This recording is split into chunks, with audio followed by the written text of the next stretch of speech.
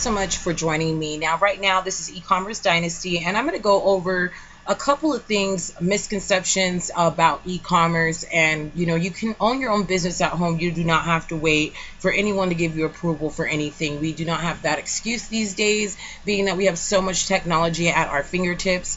And I just want to talk about a couple ways, a couple business models that work online. If you were new to drop shipping, you've never heard of it, this will be a great way for you to learn in an easy, simple way. That way you don't have to bog down with paying for courses that don't work. And you're going to learn more from searching yourself, or even just listening on to the other videos that we have that we are going to set up here. And you can learn a lot more from just checking the channel every Thursday for new updated news. So at this time currently, I want to go over one misconception that, you can't start a business without product. You can do it, but it's a little bit different than the approach of having a physical product. Now, I'm going to let you know a surefire way to make money is to have physical product on hand, and to research a niche properly.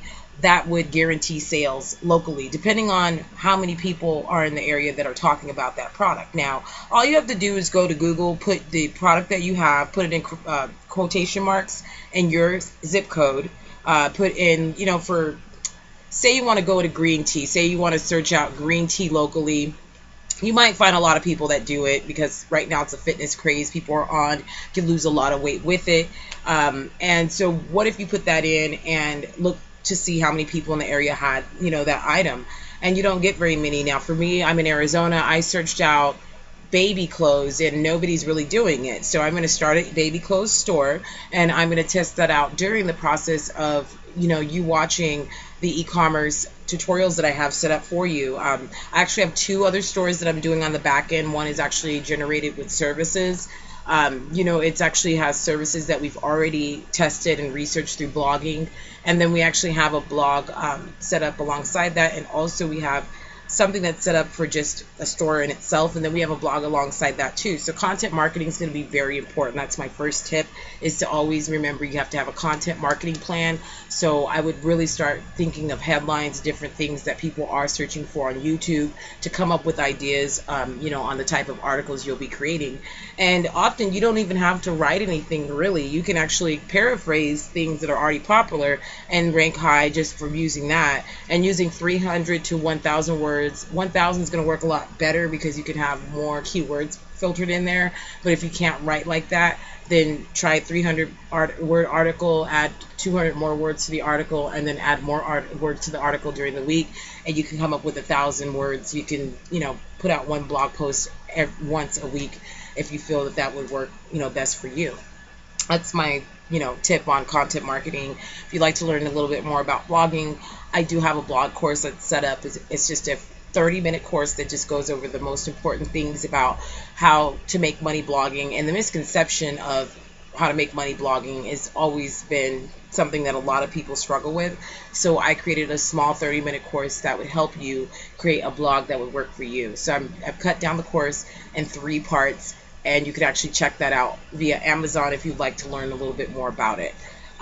So the thing about drop shipping is that a lot of people don't realize is that you don't need physical product. All you need to do is go through Alibaba and talk to somebody about the product and negotiate a good price.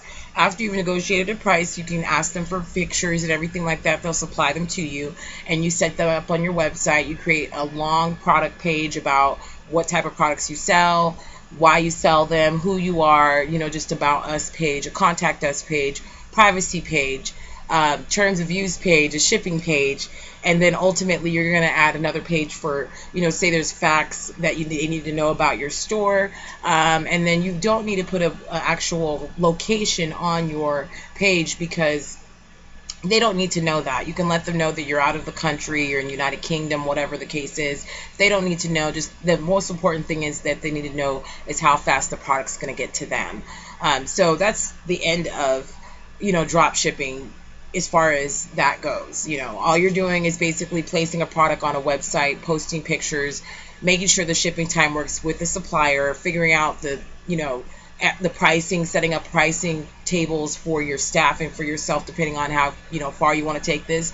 But I would just set it up in the beginning just to get it out the way. Take at least an hour of your time and set up product pages. This is my second actual tip, because you're going to need to make sure that you're training people on your products and that they know what you're all about. So creating maybe a document for you and then changing the pricing for the people that work for you. This is your business. You're the one creating it. You're the one with the creative idea to start a business. They don't need to know the wholesale pricing unless you're going to start an MLM.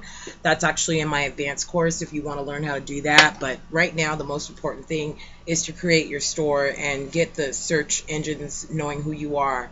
My third tip is basically you got to figure out which platform is the best for you. Now, some people like Shopify, some people like WordPress, some people, you can't do it without a domain, without hosting. So don't even think about trying a Blogger account or anything like that, because that's not a secure way to purchase.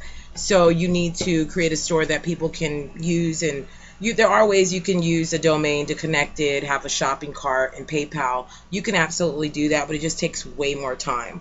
So I have a free course that I've actually prepared for you next that will show you how to create a store. But before we do that, we need to first start on the niche, what what business model you're going to be doing, whether it be walk-in type business where people either have a storefront that you can actually sell out of your home, or say you can actually, deliver. A lot of people in California deliver items to their customers through Postmates. Shopify has a Postmates plugin. You can actually connect through there, but I would just do it yourself, just to be quite honest. So we'll be going into that next. So thank you so much for tuning in. This is E-commerce Dynasty, and we'll be back in a second with some more updated information on how to start a successful e-commerce store.